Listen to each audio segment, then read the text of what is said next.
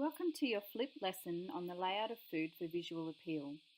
Next week in class, we're going to be playing with our food a bit more than usual as we work on the presentation and styling of our dishes so they look visually appealing.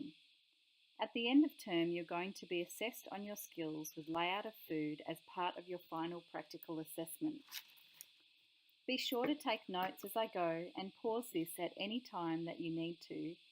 And remember that this is an introduction to the topic. When we meet again in class, we will review this information and apply the knowledge in a practical lesson. So what do we mean by the layout of food for visual appeal, and why is it important?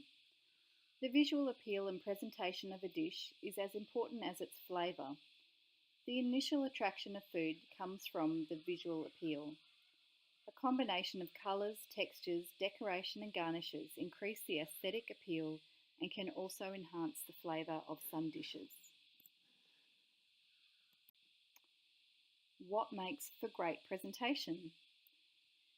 We'll talk through the following 8 areas that contribute to the great presentation of a dish. No doubt there are more, and it will be great to see if any of you have extra ideas for this.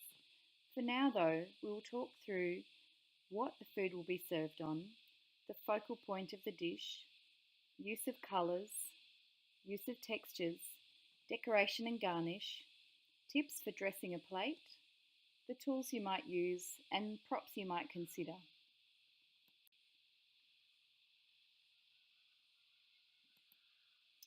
So what will the food be served on? The function of the support, which is what we call it, because it's not always a plate, is to present and accentuate the food. Plain, dark or white plates are often used to enable creativity. Consider using alternative ways to present your food, such as paper cones for chips, preserving jars for pâté or even cakes, individual lidded dishes for casseroles, mini saucepans for soups, and natural stone or wooden plates. There are so many exciting options available to you. You truly are limited by your own imagination. A word of caution though, whatever you use must be food safe and sanitary. The focal point of the dish is what your eye is drawn to. For a dish that's being served as a main, this will usually be the meat, fish or protein alternative. If it's a dessert, it will probably be the cake, pie or other main event. It's important that the main element of the dish is easily accessible without detracting from the overall presentation and look of the dish. If you were to order a meal in a restaurant, you don't want to have to go looking for what you ordered on your plate. Take the lamb cutlets for example. They're obvious, they're easily accessible, they're placed artistically on the plate, and yet you don't have to go looking for them. Colours. Colour is very important as it can create excitement and make foods pop or jump out at you.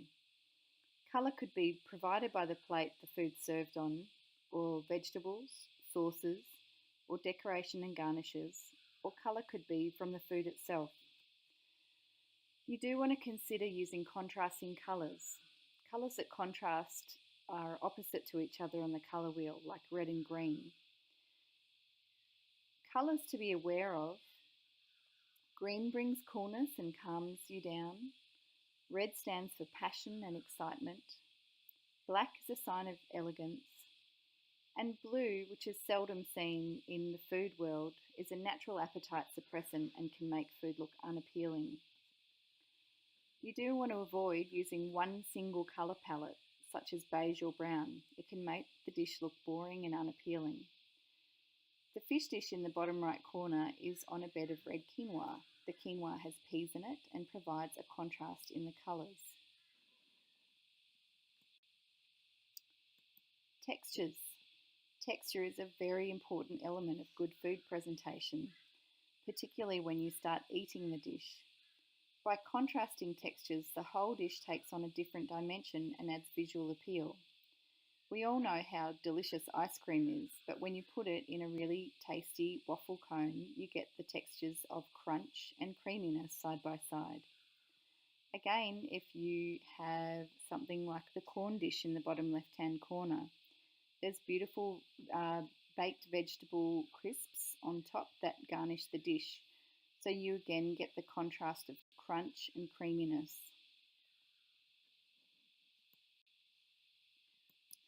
Decoration and garnish.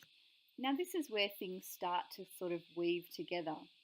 Your decoration and garnish can actually also provide the texture that you're looking for as a contrast to the dish.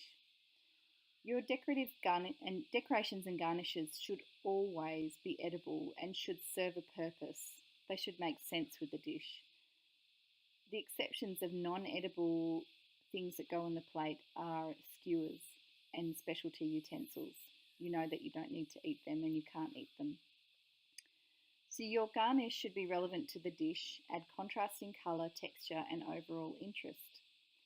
Edible decoration could include crispy croutons, toasted nuts or seeds, fresh herbs or dried spices, coarsely crushed peppercorns, edible flowers such as nasturtium, elderflower, cornflower or pea shoots, swirled, brushed, painted or piped cream, creme fraiche, jus, which is sauce or compotes, julienne strips or ribbons of vegetables, twists of citrus fruit, shaped or carved vegetables, edible herb flowers such as chive, garlic and fennel.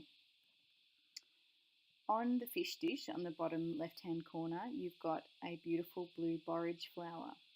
Part of the garnish next to it is actually some caviar. Now this caviar is placed on what looks like some cooked scallop and some fish. So the caviar gives you a contrast in colour. It also makes perfect sense with that dish because it is seafood. On the top right hand corner you've got a Caesar salad.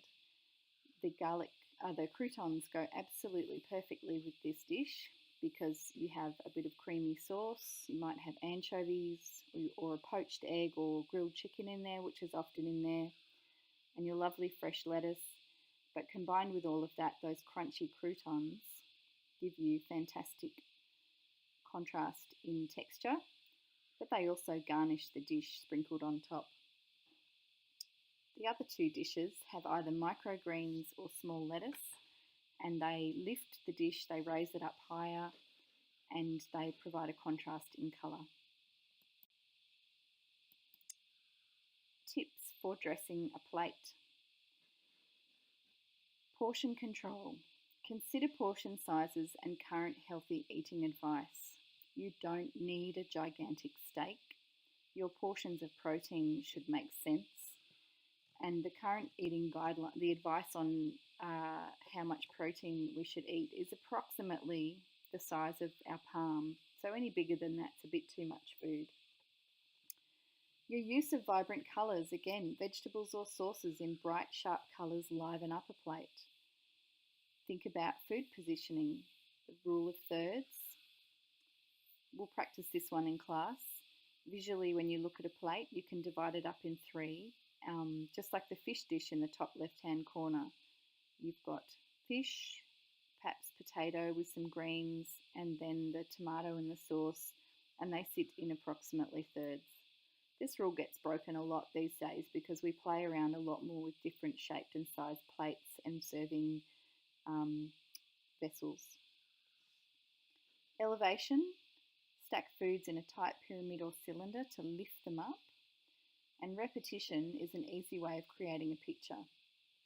Most importantly, make sure your plate is clean. Never serve your dish on a dirty plate, and make sure that any drips or smears that happen when you're placing the food on there are wiped away. Tools for presentation and styling. We're going to cover this a lot more in class, but this is just an introduction.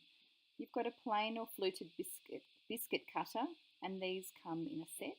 These are great tools for creating shapes to layer meat, fish and vegetables. Piping bags and nozzles create attractive decoration and garnishes using different size shaped nozzles. You often see tweezers used in fine dining, and they're useful for positioning small, delicate pieces of garnishes. Palette knives to smooth the sides or tops of dishes and ease removal from moulds or rings. with those biscuit cutters up the top. Melon ballers, julienne peelers, apple corers. Use these to create attractive garnishes with fruit and vegetables. You can also use paintbrushes or squeeze bottles, and these are really, really handy to creatively add sauces in a controlled manner. And our eighth item or topic in food presentation and styling is the use of props. Consider using props as part of your overall food presentation, such as flowers, napkins, glassware, cutlery, tablecloths, even your menu. If you're producing a dish or menu based on a culture or theme, perhaps use appropriate decoration and cutlery. For example, if you were cooking a Mexican themed feast, you might use bright coloured linens and napkins. You might use wooden dishes to serve things on in the middle of the table. The list really is endless. There are so many ways to use props and incorporate them to match the theme of your dish. So I hope you've enjoyed this topic. As I mentioned, we're going to review this in class next week, and then we're going to practically apply it in our practical lesson, where you'll get to have a play around with how to present your dishes decoratively. Thank you.